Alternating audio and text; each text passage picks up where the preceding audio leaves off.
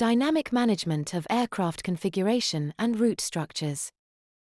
DYNMARS is a SESAR initiative focused on the dynamic management of aircraft configuration and route structures. The project addresses a critical challenge in modern aviation, reducing environmental impact during descent and approach through smarter, more flexible system design and improved energy management.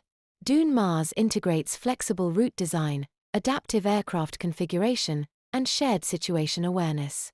By managing aircraft energy dynamically within a coordinated system, it enables quieter, more fuel-efficient descents, without compromising safety or throughput.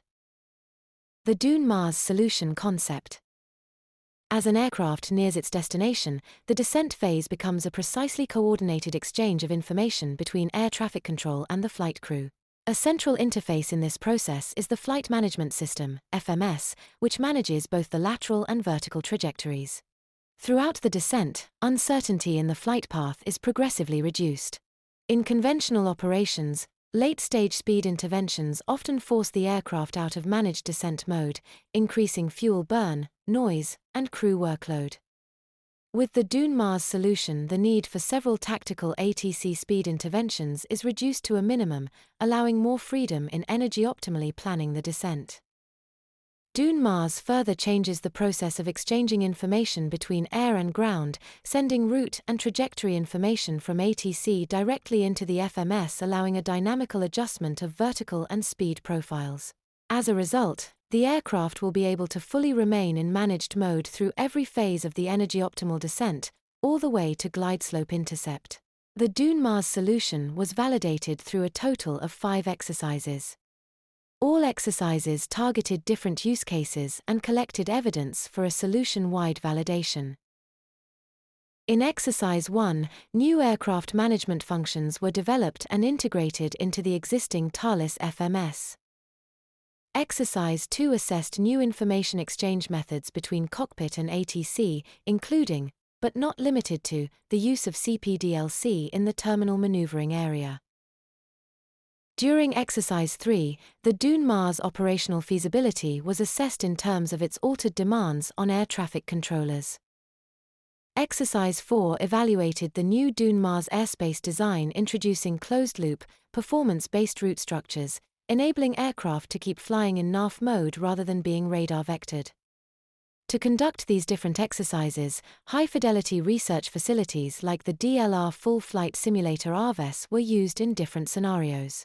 As part of the validations, the RVES was connected with DLR's Air Traffic Management Simulator, ATMOS, and later, for even more complex scenario simulation runs, it was coupled with Eurocontrol's Escape Air Traffic Simulator in Bretigny, France. In Exercise 3, NLR's ATM Real-Time Simulator, NARSIM, was used to assess the solution's effects on human factors. With the validation exercises performed, Exercise 5 used the data collected to run a full environmental evaluation and noise simulation of the DYNMARS solution. Environmental benefits. The DYNMARS solution demonstrated a meaningful reduction in CO2 emissions, averaging around 8.7% per flight. This met the project's environmental target of reducing CO2 by around 10%, confirming a clear and measurable climate benefit. Effects on noise on the ground. Across the 3 assessed airports, Zurich, Berlin, and London, noise contour areas shrank by around 19% on average, and the number of people exposed to significant noise fell by 12 to 15%.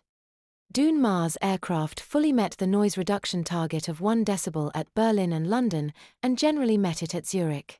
The 2 decibel outlier criterion was also met at Berlin and London. Human factors. On the human factors side, controllers and operators recognized the potential of DYNMARS to improve efficiency and reduce workload. However, the validation also revealed areas needing further work, particularly around training, communication clarity, and confidence in system reliability. This objective was therefore considered only partially met.